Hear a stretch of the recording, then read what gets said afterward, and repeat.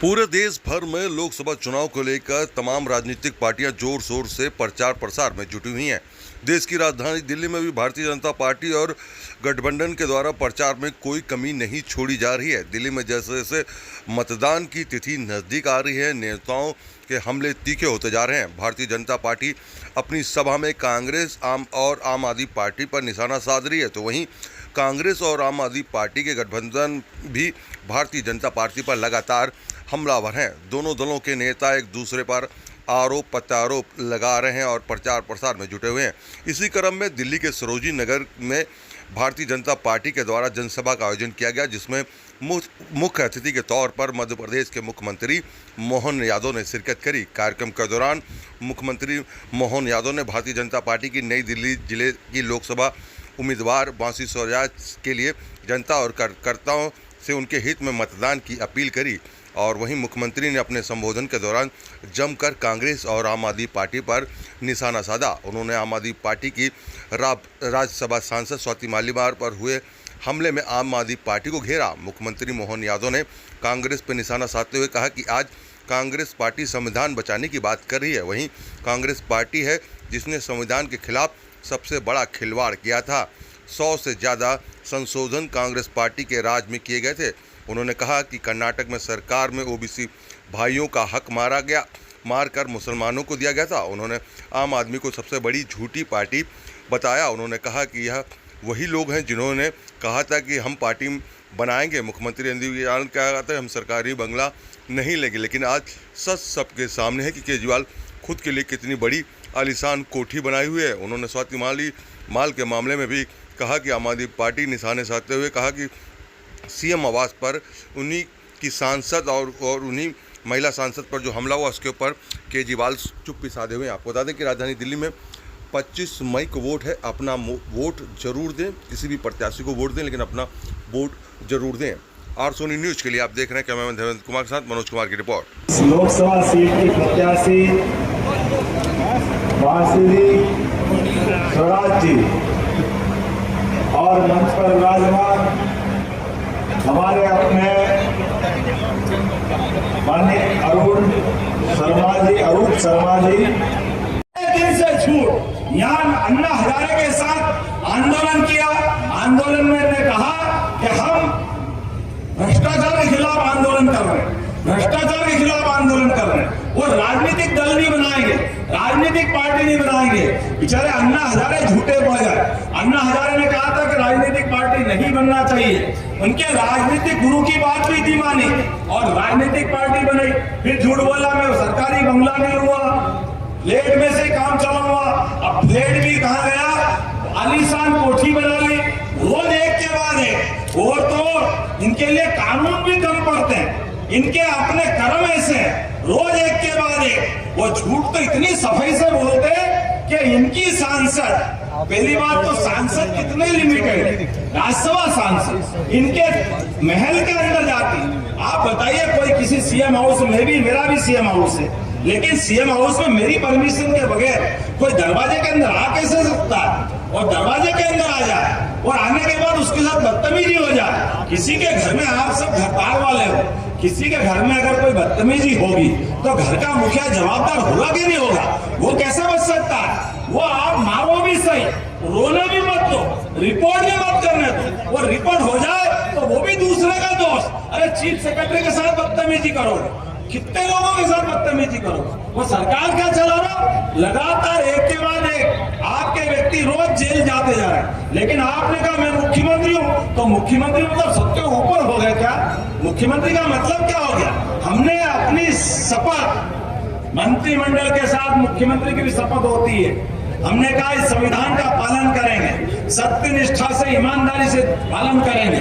लेकिन मुझे तो लगता है दिल्ली की जनता का भी बड़ा अपमान कर रहे हैं, क्योंकि बड़ी उम्मीद से दिल्ली की जनता ने इनकी सरकारें बनवाई थी। जितने लोगों ने वोट दिया उनका सबका अपमान कर रहे हैं। ये वो केवल कुर्सी की खातिर, केवल कुर्सी चाहिए, कुर्सी के अलावा कुछ नहीं चाहिए। और सुबह से शाम पानी पी करके एक ही आदमी इनको लगता है ये भाजपा और भाजपा के साथ मोदी जी को गाली बकना। अरे भैया, मोदी जी के लिए आपको 100 जन्म कम पड़ जाएंगे इस निष्ठलन के व्यक्ति बनने के लिए मोदी जी की तरह। ये आपकी तरह नहीं है कि आपके बाद आपकी फैमिली फर्स्ट में अब सुनीता केजरीवाल जी महिलाओं का नेतृत्व करने बुला रहा हूं। आपके घर के अलावा किसी पे भरोसा ही नहीं है। आपने तो वो रिकॉर्ड बनाया कि लगता कि सारे रिकॉर्ड का कोई हिसाब ही कम पड़ जाएगा। पहली बार संविधान बनाने वालों को लगा कि हमसे गलती हो गई कि जो जेल जाता है उस मुख्यमंत्री को भी इस्तीफा देना पड़ता है। ये उनका द्वारा न लिखने का, दुरुपयोग करने का रिकॉर्ड किसी ने बनाया। आजादी के बाद पढ़े लिखे, अनपढ़, गरीब, किसी भी वर्ग के कोई भी मुख्यमंत्री है, सबने कोई भी कारण से, अरे दिल्ली तो वो धरती है जहां लाल बहादुर शास्त्री ने रेल दुर्घटना घट गई तो अपनी जवाबदारी लेते हुए अपने पद से इस्तीफा दिया था। इतनी पवित्र धरती है। लाल कृष्ण आडवाणी जी, उनके लिए एक डायरी में केवल LK लिखा था, पूरा नाम भी नहीं लिखा, लेकिन अपने सभी पदों से इस्तीफा दे दिया। और इस्तीफा दिया तो उससे आगे सांसद पद से भी इस्तीफा दिया और संकल्प किया कि मैं जब तक कि इस कलंक से बरी नहीं हो जाऊंगा। उस समय तो हम सब लोग भी डर गए थे, कोई मान नहीं रहा था कि ऐसा कोर्ट के मामले को 2-4 साल में निपटते हैं क्या, पूरी जिंदगी लग जाती। लेकिन आडवाणी ने कहा कि मैं भाजपा का नेता हूं और भाजपा के नेता के नाते से एक सुई की नोक के बराबर भी दाग अगर है तो मैं कोर्ट से पहले बरी होगा, उसके बाद चुनाव में होगा। ये हमारी पार्टी, ये आदर्श सबके सामने। लेकिन ऐसी दिल्ली में ये जो दलदल के अंदर हमारा तो कमल खिलने का लिए बढ़ रहा आगे, लेकिन इनके घर के झगड़े, इनकी पार्टी के झगड़े, शराब वाले से झगड़े, अरे किस किस को बात करोगे। पूरी दिल्ली हताशा निराशा में देख रही है। इनने कहा था 20 कॉलेज बनाएंगे, मैं लगातार आपके बीच में घूम रहा हूं, पूरा वाईफाई कर देंगे।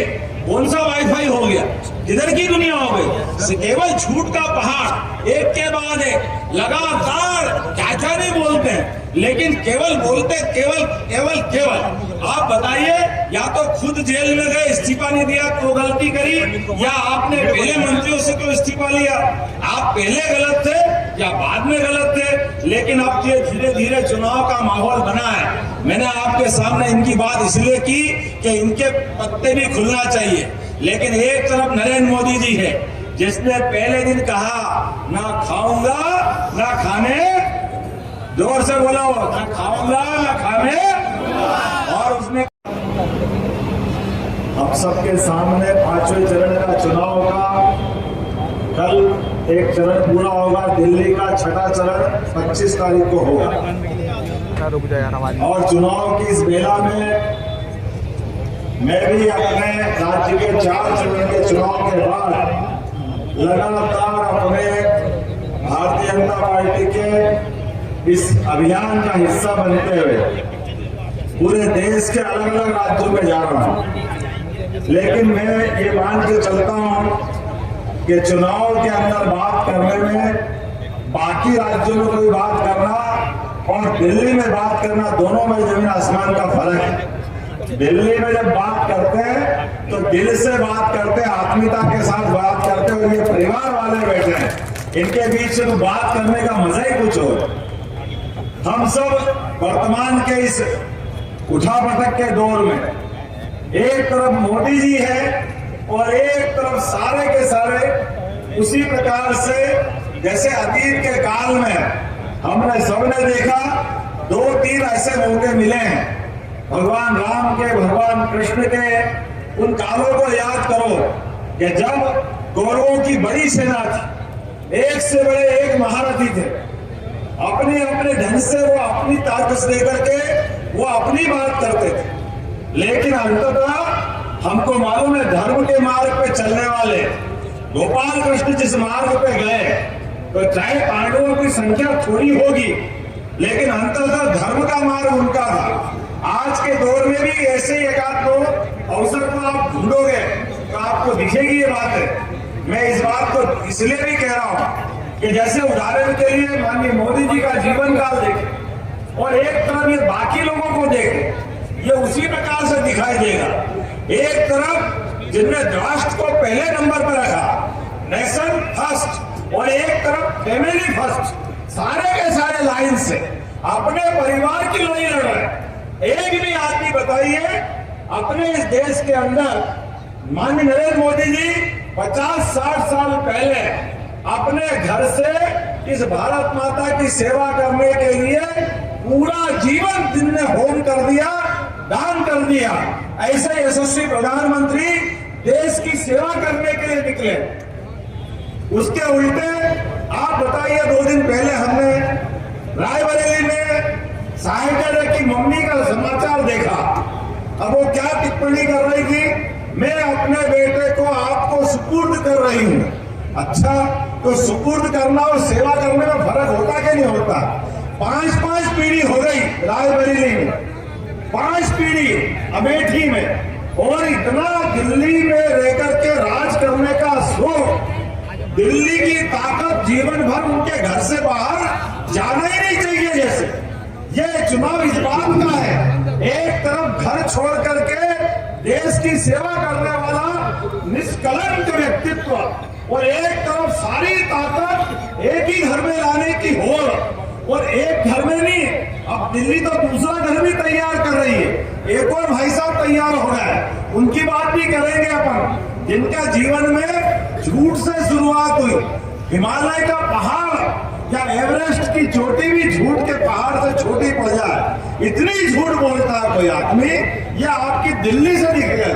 मैं आपके सामने पहले बात कर रहा हूं उस परिवार की जिन्हें देश की आजादी के समय से जाने अनजाने, महात्मा गांधी जी तो पहले चाहते थे कि सरदार वल्लभ भाई पटेल को प्रधानमंत्री बनाए, लेकिन उम्र के अंतर में कि थोड़ी कम उम्र का है, और नेहरू जी को प्रधानमंत्री बनाया। लेकिन नेहरू जी के प्रधानमंत्री बनने के बाद ऐसा लगा जैसे पूरे भारत की ताकत जीवन भर के लिए, मुझे तो यह बड़ा आश्चर्य लगता है, 47 के पहले यहाँ 600 से ज्यादा राजा महाराजा थे, 600 से ज्यादा। उन्होंने सबने अपने राम इंद्रजीत सिंह, इनके परिवार से लगाकर के सारे बड़े बड़े राजा, सारे राजाओं ने अपना राज, जनता का शासन, जनता के लिए और जनता के द्वारा चुने जाने के लिए इस देश में विलीन कराया। और चंद्रशेखर आजाद, भगत सिंह, ये लंबी क्रांतिकारियों की मालिका है जिनने अपना जीवन होम किया। ये इसलिए होम किया कि जनता की सरकार बनना चाहिए। आप बताइए, लंबे समय तक केवल एक परिवार की सरकार, मेरी सरकार, मेरे बाद मेरी बेटी की सरकार, 17 साल 18 साल दोनों का राज निकाल दो, बीच में 1.5 साल लाल बहादुर शास्त्री को छोड़ दो। और इतना घमंड कि भगवान वो इस्लाम के काल में रावण को भी नहीं होगा। अरे हाईकोर्ट फैसला देती है इंदिरा गांधी के खिलाफ, जहां आपका चुनाव अवैध है, अब हाईकोर्ट फैसला दे, उसके बाद क्या होना चाहिए? और कोई होता तो हाथ जोड़ के इस्तीफा दे करके देश जिनके हाथ में जाए, लेकिन आपको तो अयोग्य घोषित किया। लेकिन इतिहास गवाह है, आज कह रहा हम संविधान बचाएंगे।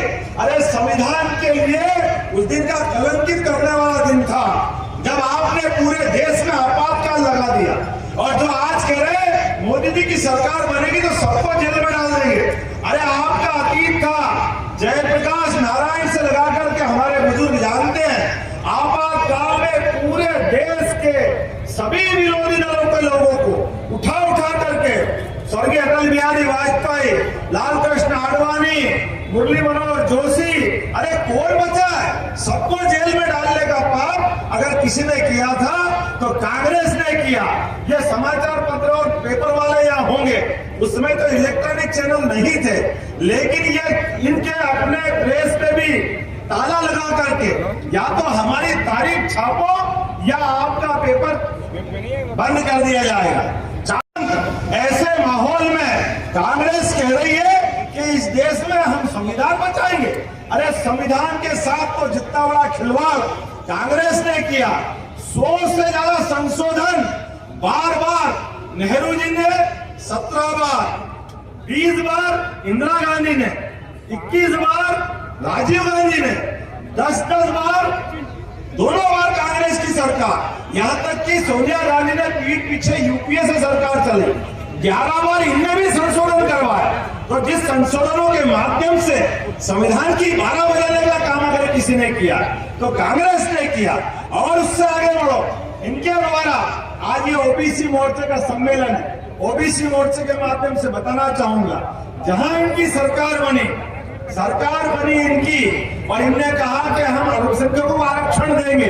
तो आरक्षण कैसे दे रहे हैं? जो एससी का, एसटी का, ओबीसी का जो घोषित आरक्षण था उसमें से निकाल करके मुसलमानों को आरक्षण देने का पाप अगर किसी ने किया तो कर्नाटक की सरकार में कांग्रेस ने किया, तेलंगाना में किया। ये पाप इनके सिर पे। लेकिन जब मोदी जी आईना दिखाते हैं, आप बताइए भाई, अपन घर में नहा धोकर तैयार होकर कांच के सामने खड़े होते हैं तो कांच क्या करता है? जैसे आप हो वही तो बताएगा। आपके बाल अगर ठीक नहीं है तो वैसा बताएगा, आपके बटन ठीक से नहीं लगे तो वैसा बताएगा, आप कपड़े जैसे पहने वैसा बताएगा। अब मोदी जी ने इनको कांच बताया कि आपने ये आरक्षण खा करके धर्म के आधार पे दे लिया, तो मोदी जी पे गालियां देना शुरू। मोदी जी खराब है, मोदी जी हिंदू मुस्लिम कर रहे हैं, मोदी जी हिंदू मुस्लिम कर रहे हैं। अरे मोदी जी हिंदू मुस्लिम नहीं कर रहे हैं, मोदी जी ने तो इस देश के सामने यथार्थ पेश किया। इन्होंने कहा है कि मेरे देश के अंदर मैं संविधान की भी रक्षा करूंगा और आरक्षण की भी रक्षा करूंगा। मुझे इस बात की प्रसन्नता है कि मोदी जी ने अपने 50% के आरक्षण को बगैर छुए सामान्य गरीब वर्ग के भी किसी भी जाति का व्यक्ति हो उसको 10% अलग से आरक्षण देने का काम अगर किसी ने किया तो हमारे प्रधानमंत्री नरेंद्र मोदी जी ने क्या अभिनंदन करे इस बात के लिए। ये होता आरक्षण के प्रति दृष्टिकोण। और जिस आरक्षण के बजाय जिनने आरक्षण में गड़बड़ कर दी और संविधान के लिए बाबा साहब अम्बेडकर ने कहा था इस देश के अंदर धर्म आधारित आरक्षण नहीं हो सकता, लेकिन ये पाप किसने किया है? तो कांग्रेस ने किया है। और कांग्रेस के साथ वाले सब एक से बढ़कर एक। कांग्रेस के लोग, कल वो बहन जी कह रही थी मेरे भाई में प्रधानमंत्री का पूरा लक्षण दिखाई देता है और अगर गठबंधन तय करेगा तो हम निश्चित रूप से प्रधानमंत्री बनाने की सोच सकते हैं। अब कोई इनसे पूछे कि पूरे देश के अंदर लोकसभा के सदस्यों के बाद प्रधानमंत्री बनने की हक होती है, आपकी इस देश के अंदर सरकार कहां कहां है? मित्रों, केवल 3 सरकार है, उसमें से कर्नाटक जिसके 28 सांसद है, एक इनके पास तेलंगाना जहां 17 सांसद है और एक हिमाचल जिसमें केवल 4 सांसद है। अब तीनों को मिला लो तो 60 भी नहीं हो रहा। और उसमें भी अभी जो समाचार आ रहे हैं मान के चलो 80% उसमें भी हार रहे हैं। ये कांग्रेस के हाथे पते नहीं लग रहे, लेकिन सपना क्या देख रहे हैं? मुंगेरी लाल के हसीन सपने की तरह रात के बजाय दिन में सपना देख रहे हैं और दुनिया को झूठ बोल रहे हैं। एक और आपके यहाँ बड़े साहब हैं, आज नाटक करने चले गए। इनकी जब से पार्टी बनी इनके नाटक ही बंद नहीं होते। वो झूठ के लिए आप पार्टी का रिकॉर्ड लगता है वर्ल्ड रिकॉर्ड में दर्ज हो। बलिया और अब दिल्ली। मुझे इस बात की प्रसन्नता, नई दिल्ली लोकसभा सीट पर बांसुरी स्वराज जी के लिए मैंने अपने लोकसभा चुनाव के लिए यहाँ सभा ली है और हमने जनता से अपील की है कि फिर एक बार मोदी सरकार, और मुझे पूरा भरोसा है जनता निश्चित रूप से मोदी जी के साथ है और दिल्ली की 7 सीटें हम एक बार फिर जीतने वाले हैं। मेरी अपनी ओर से बधाई। मामले में क्या कहना है? बीजेपी करवा रही है स्वाति मालीवाल मामले में दूध का दूध पानी का पानी हो गया है। जितने झूठ आप पार्टी बोल सकती वो उसकी पराकाष्ठा कर रही है, जनता सब जान रही है। इसीलिए इस बारे में कुछ बचा नहीं है, मुकदमा बना है, जमानतें हो रही है, इससे बढ़कर वो क्या होगा? सर मैंने तो पहले ही कहा था कि उनका केवल ड्रामा था, वो ड्रामा फेल हो गया। कितनी सीटें जीत रहे हैं मोहन जी? 700 अब की बार 400 पर फिर एक बार मोदी सरकार।